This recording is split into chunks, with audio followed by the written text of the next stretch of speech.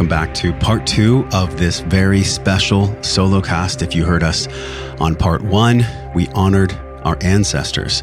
If you haven't heard part 1, make sure you go back and listen to part 1. It'll give you perfect context for part 2 of this Solocast. This is where we talk about a concept of touching death. Touching death. When I was on the mountain, I had a direct message, and the direct message was about our thoughts. You know, psychoneuroimmunology is how thoughts become things, but yet thoughts are like waves in the ocean. Thoughts come and go. They are unlimited and sometimes like unfathomable in size and texture and in message. So then what exactly is the thought?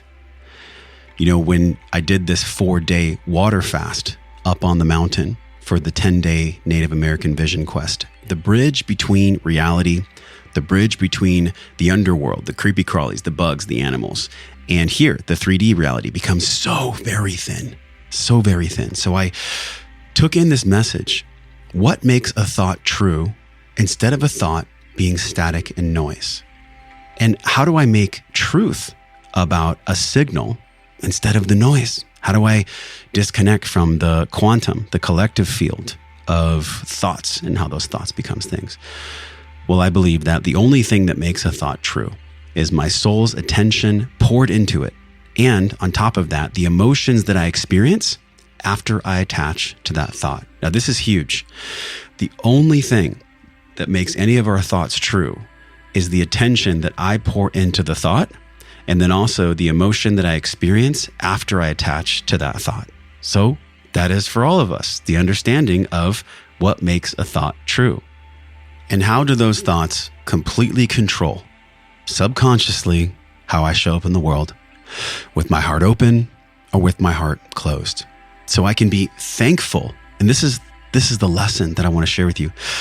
We, all of us can be thankful, truly grateful for my feelings. Especially as men, we have been shamed into beliefs like, suck it up, pussy, big boys don't cry, which is honestly the abuse of the male psyche in this world.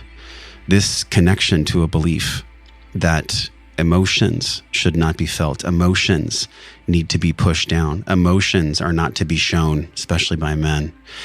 It is actually the bane of our existence. It's the very thing that the feminine, if you identify as a heterosexual partner or however you identify, it is the very thing that the feminine wants from the masculine, and that is to emote, to show emotions. So it's a beautiful gift, love and acceptance. Can I accept the thought? Can I love the thought? Can I ask the thought? Maybe if it's painful, maybe if it's pleasurable, whatever it is, can I turn to my thought? And can I ask my thought, what are you here to teach me? What are you here to teach me? And that is the most potent medicine that any of us can ever receive. In any ceremony, for me, it just happened to be in nature. And nature always holds the keys. I'll never forget, I was laying on my back and I was chasing the sun around the mountainside. In northern Idaho, there's deep forest cover. The canopy is very thick. And I was laying on my back on the second night and into the third morning. And I had this awareness, if I'm experiencing an emotion that I do not want to feel, that my soul understands is not the path or not my life's choice, then that emotion, that feeling, that energy in motion, which creates a feeling, that is actually the power of choice. That is the bridge between me being thankful and loving the thought, or me trying to kick the thought's ass and get out of my head. You know, you can connect with this. How many times have you thought a thought and realized that your resistance to the thought, your hatred towards the thought, your lack of love essentially towards the thought is the very thing that perpetuates that thought from hanging around and keeps that thought around. So this is the gift. If my soul, if Josh Trent's soul decides which thoughts are real and which thoughts are not, and by real, I mean whatever thoughts apply to my soul's purpose and my heart, well, that's the way that I can share my love with the world. And there was this song, this beautiful song, which brings out so much emotion in me. And it was Peace Like a River. And the song goes something like this that gave me so much solace. We have forgotten how to sing in this lifetime. We have been disconnected from our singing voice. And this song was my ultimate medicine. And the song goes, I've got peace like a river. I've got peace like a river. I've got peace like a river in my soul. And I went on and I kept saying things like strength like a mountain, joy like a fountain, love from great spirit, over and over and over again. And out of nowhere, I pictured my face of my father. I pictured the face of my father. And I don't ever really think I've fully healed from the wounding, my father wound, until I received this medicine from Mother Nature. Because in that moment, with tears streaming down my face, I got to honor the deep sacrifices my father has made for myself and my brother. Growing up, all the money he made to take care of us and the energy that my father spent to provide for my brother and I. So to my father, I forgive you, and please forgive me for all the ways that I have not honored you and not been grateful for what you did. And really, my projections, my anger for you came from the hurting, the relationship I had been trying so hard with white knuckles to make you understand me, to make you love me in the way that I wanted you to love me the whole time. Just not loving and accepting you for who you are, in the exact way you are. And this was the greatest gift that I want to share with you. Forgiving my father so that I can be empowered with the Father inside myself. Daniel, Trent, I forgive you. I forgive all the ways that you did the very best you could, and maybe sometimes they weren't enough. And I send you love for your journey. And let this be enough for all of us with the father wound. All the ways that our fathers have wounded us, maybe abandoned us, because they themselves felt wounded and abandoned. And this is the all wretch and no vomit that Alan Watts talks about. We pass on this lineage, this wounding in our lineage as men by regurgitating the exact behaviors that hurt us. This is why hurt people hurt people. So consider this to be a flag of peace. I put down my weapons. I forgive my own father. I forgive the father inside myself. We have peace, you and I. No longer do I need my father to open his heart and listen, because we are both fathers now. And of course, I want my father to be a part of my life and my son's life if he chooses. But the only path of true love is sharing the heart's wisdom without any expectation. So you are loved. And please forgive me for the way that I have acted towards you as a wounded child. And I love you. And this was profound because later that afternoon, as I watched all the bees and the trees and the bugs and how nature has this beautiful synergy, I just became so grateful for the peace in my heart. Because this broken lineage, this projection of wounding, this unawareness of self, it stops with me. It stops with the awareness that I have for what is true, the objective truth that we all do our best, including that time zone where my father came from, where many of our fathers came from, where sharing your emotions was an act of weakness. And really what that does is it brings us closer to death. And on that night, on that third night, in my dream, I felt the washing of my nervous system with peace. Now I can speak to the truth of this present moment. To truly honor the truth of the past, I have to forgive. Well, and I choose to forgive. And this is the lightness and the peace you hear in my voice. Thank you, Mother Nature.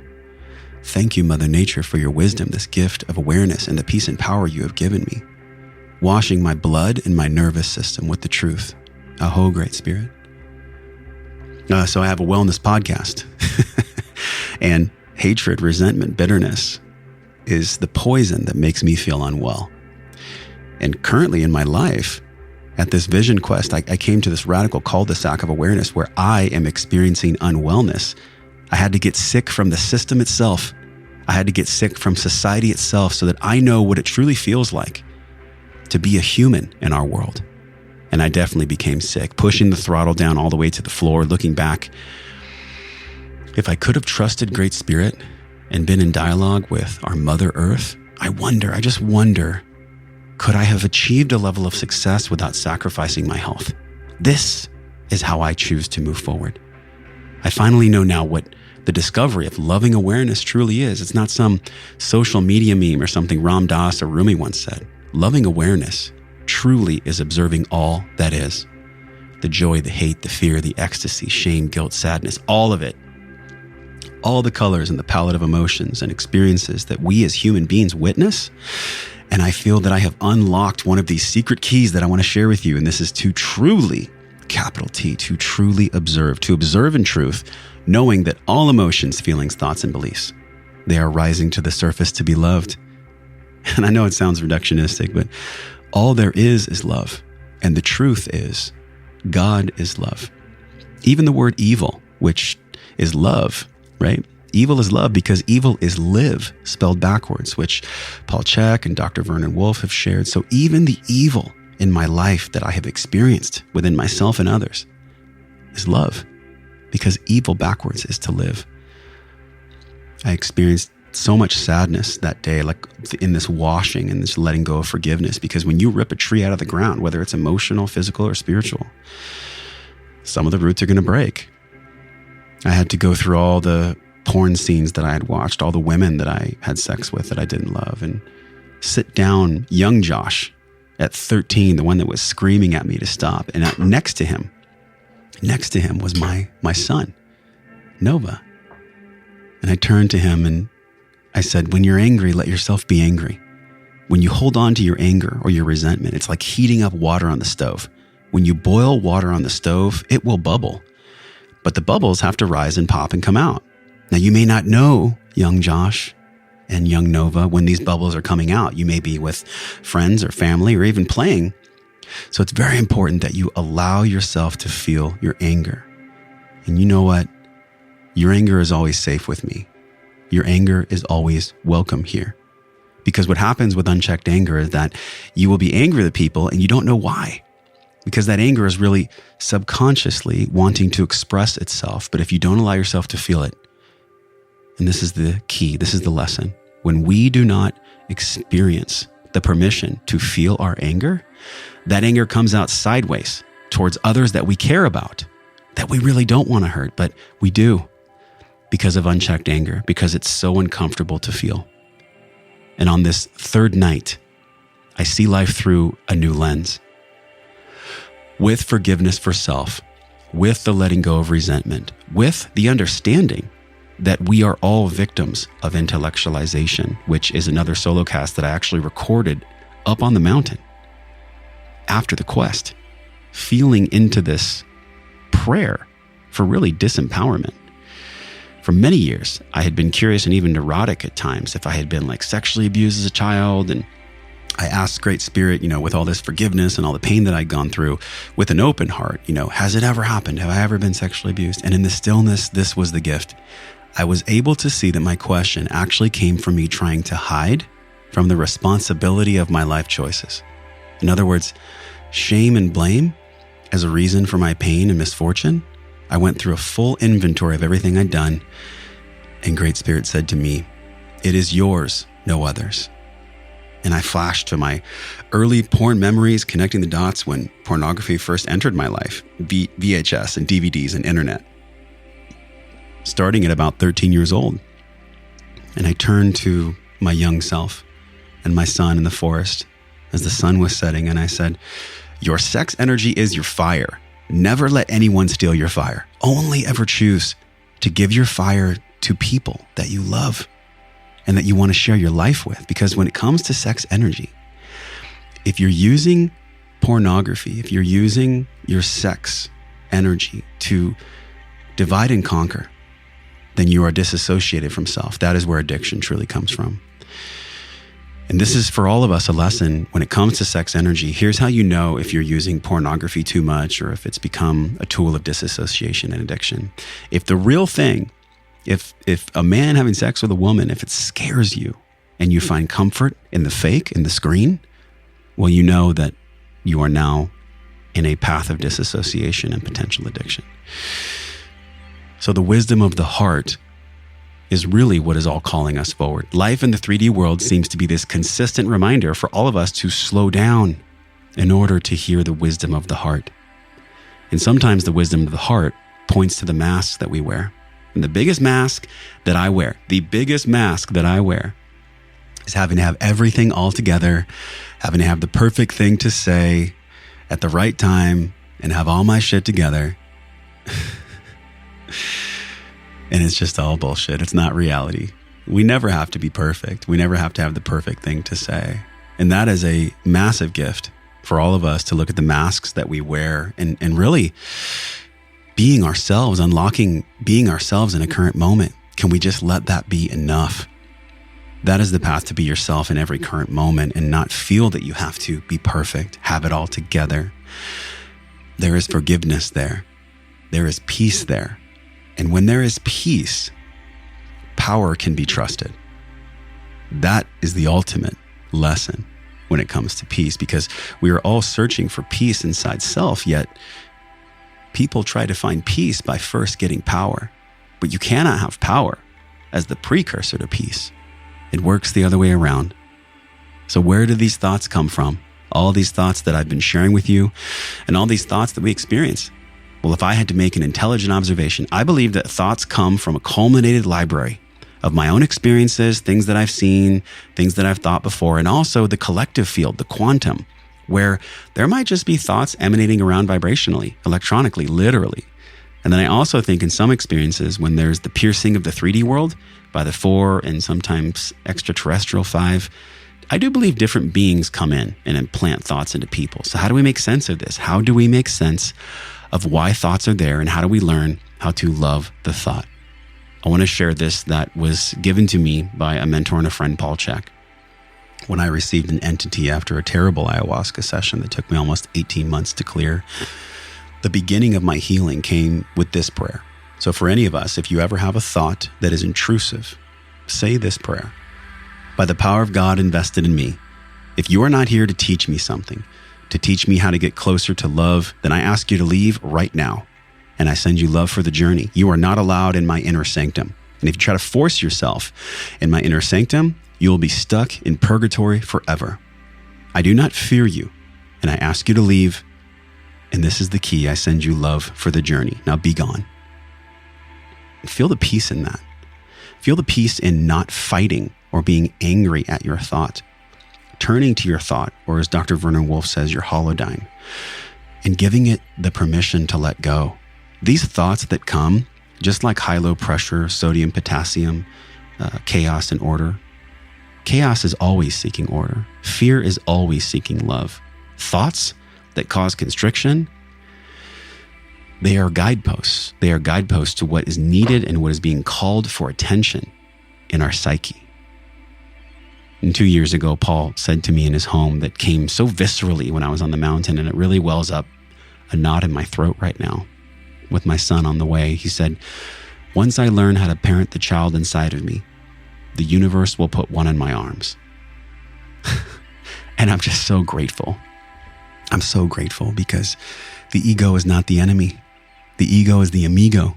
With inside of the ego, there is deep wounding calling to be healed for both my life and maybe the lives and sins of my father and grandfather that came before me. And so as I touch death, I can have acceptance and really joy for the pain. Now, this sounds crazy, but just level with me for a moment. Pain without a teacher yields a lack of patience, but pain with a teacher yields resilience. And that is the kind of resilience that can be trusted because it is earned wisdom. And I flashed and I had this deep understanding of why the body carries extra weight, why my body has been carrying extra weight. And that is because of shame, guilt, anger, and trauma. And this is big. Anger, only anger can be washed away by the healing of nature and Great Spirit, a reconnection to nature and the power of God, where there is no anger in this spaciousness. But unprocessed, undealt with anger is the biggest cause of fat storage in the body in the entire universe. And this became radically clear to me. What am I really talking about here? What am I angry about? I was angry about life in this world that we live in, why we die, having anger that we die.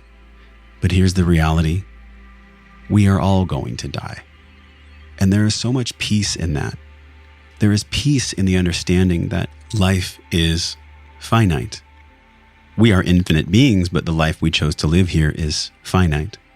And so if you have a 24/7, 365 unprocessed trauma that lingers in the background of your subconscious mind, maybe you have a lifetime of guilt about a person you hurt or what could have been or what should have been.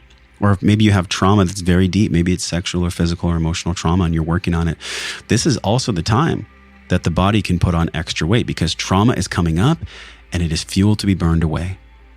And so these are all pain teachers: anger, shame, guilt, and trauma. All of these things, which I unpack very in depth on the Victim of Intellectualization Solocast.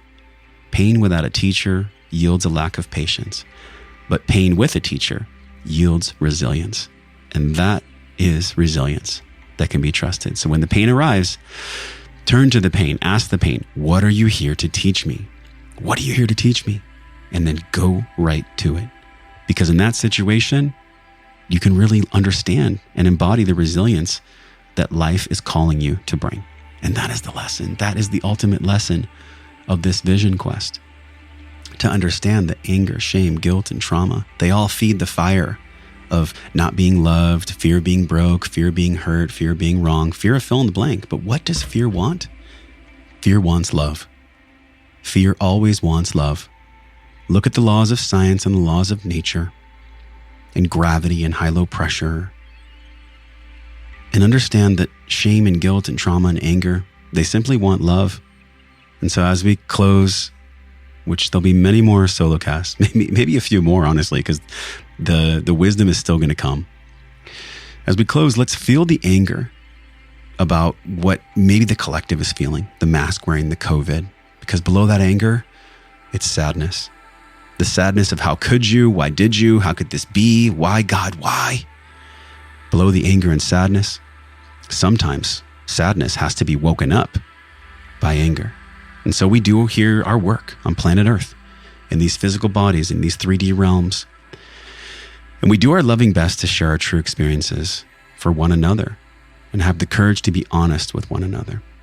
Aho, Great Spirit, thank you for my reconnection to our Great Mother and for welcoming me back home. Great Spirit, please forge me and all of us like a tool so that we may do your bidding in this world and that we may have peace. I am welled with emotion after the quest. And if this resonates with you, you can DM me on Instagram. You can reach out to me in many ways. There's a contact form on the website. I am in service to love, present in self-evident truth, and at home grounded in nature with space for myself, family, community, and the world to take part in my trustworthy guidance. Let this be enough. Let this be enough today that we can all take solace. In the words of Rumi, beyond right and wrong, there is a field, and I will meet you there. If you enjoyed the Solocast, this is a recording 1 week when I returned home from the quest with my group of 7 and our 4 guides, Alia, Hayden, Mark, and Tim. Enjoy this as a reflection of truth that is current, the 1st, 2nd, 3rd, and 4th week on my return home. Please enjoy this recording with my group. Aho. Wow. Welcome back to the Matrix. That's been my integration. How has it been going? How has my integration process been going? I would say overall, from many of the different, I guess you could describe them as ego stripping experiences. This one by far had the most realness when I came home. And it's a testament to when I crossed the threshold as showed up in the monkey as Tim's dream. There was a part of my young boy inside of me that really needed this medicine. And as I've come home, I've been talking slower. I haven't been in a hurry to wow people. I've really seen like the layers of my psychological onion be fucking peeled when I came back home. And a big part of that was just really feeling safe and secure and loved and whole in my body. And I know that my physical health isn't perfect right now, but it feels damn good to come from a place where I'm being healthy Not from scarcity, not from like, oh my God, it's an emergency, blah, blah, blah. But just really loving myself and being healthy from that place. And it really rocked my world, you guys, because I didn't think about this. I didn't feel this until I got home. And I'm sure it'll unfold for a long time. But there was this point, a couple days, we have a trail here, and I was walking in nature, and I had this little sit spot on a rock, and it overlooks the stream. And I was sitting there, and I was like, it flashed me back to a fucking moment I had when I was a personal trainer. When I went into personal training, I wanted to make my body look good so that I could like be with the feminine and look cool and like all these things that I think a young, undeveloped 25-year-old man does. And I was sitting on the rock and I was like, oh my God, this is what I've been wanting the whole time, to actually be well and be healthy and love myself from a place of calmness, instead of using health and my outward appearance as a way to look cool and be accepted and receive love from other people. Like coming home to the fucking realness is really what it felt like. And it felt really good. And so I'm excited about that. And then wouldn't you know it, when I came home, you know, I had shared with y'all that I had, quote, hypothyroid. Well, I'm doing a podcast and I'm meeting with this functional medicine doctor. And he's like, Josh, you don't have hypothyroid. That was a misdiagnosis. That was actually somebody trying to sell you a bunch of bullshit. And I'm like, oh my God, this is exactly what Hayden said, where he was like, dude, in your share, you had to get sick. You had to go on this quest for wellness to feel the unwellness in your body. And you had to go into the matrix, into the system, into the fucking belly of the beast, so that I would feel what it's like to be sick from the system itself and be masqueraded and have things presented to me as truth when they're really not truth. Because the truth is that health comes from self-love. Wellness comes from me loving myself. Like, period, end of story. And there's no esoteric babble that needs to go along with that. It's just, it is what it is. Like, wellness comes from loving myself and from being a loving human being to other people. And to the degree that I'm angry or judging or projecting my bullshit onto other people, well, that creates unwellness and dis-ease in myself. And I've heard this shit 1,000 times, but something clicked from this quest where I was able to sit with myself and really feel what the hell that even means and what the reality of that even means. Because it's so easy for me to get caught up. I have all these books and I have all these interviews, and I was feeling this on the quest. I became a victim of intellectualization, a victim of my own intellectual mind, where I had heard Hawkins in Power versus Force and in Letting Go talk about the space between the head and the heart. But something really clicked when I came home, and I was like, oh my God, like this is everything. And so my work, my path, and my integration of this quest is to bring the quest home, to be in nature, to pray to our mother and to connect with her and to honor her. I've been picking up trash when I go on walks with my lady, and she was so stoked yesterday. She was like, I love you coming back from this quest. She's like, I love the mountain man. I love the mountain man. And so she was like, I'm really proud of you. And it's been beautiful in our relationship. You know, it's been really beautiful because she's noticing the difference in me. Where before, when I went out there, like, you know, I'm not going to lie, like when I came back, there was the culture shock. I mean, holy shit, there was a massive culture shock because I came from like deep nature and just laying with bugs and being in the dirt and like feeling the joy of sunrise. And then I'm wearing a fucking mask in the airport. And I had this moment, you guys, like it really, like, it's quite emotional. This woman was playing with her child and she had a mask on. And in the airports, I take my mask off. You know, it's not a fuck you. It's not an anger thing. It's just like, come tell me to wear it and I'll put it on. So that's how I roll.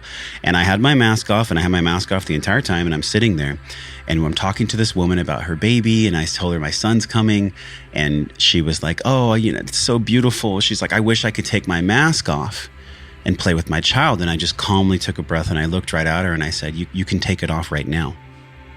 You don't have to wear this. And it was almost like she double clutched emotionally. She was like, is he right? Can I take it off or should? And I realized, oh my God, like this is what the world needs. And this is what I shared to everyone. And this is what the gift of reality that Spirit gave me. And that is, when it comes to creating change in the world and creating loving change, less anger, more truth. And it's exactly what I shared in our circle. Less anger, more truth. That was the message that Spirit gave me when it comes to mask wearing and psychological control and COVID and manipulation. Less anger, more truth. And the same thing mirrored in a conversation with my brother yesterday, where he was going off and off and off about all the crazy stuff that's happening in the world. And I was like, well, what if we held them both at the same time? What if we held the dark and the light at the same time? And we said, okay, we're not going to bypass this. We're going to feel into it, but we're also going to present solutions based on love. And instead of focusing on don't wear a mask, it's like, hey, here's how you can trust your immune system. Here's how you can build your immune system. Here's how you can be healthy in your own body and your own psyche.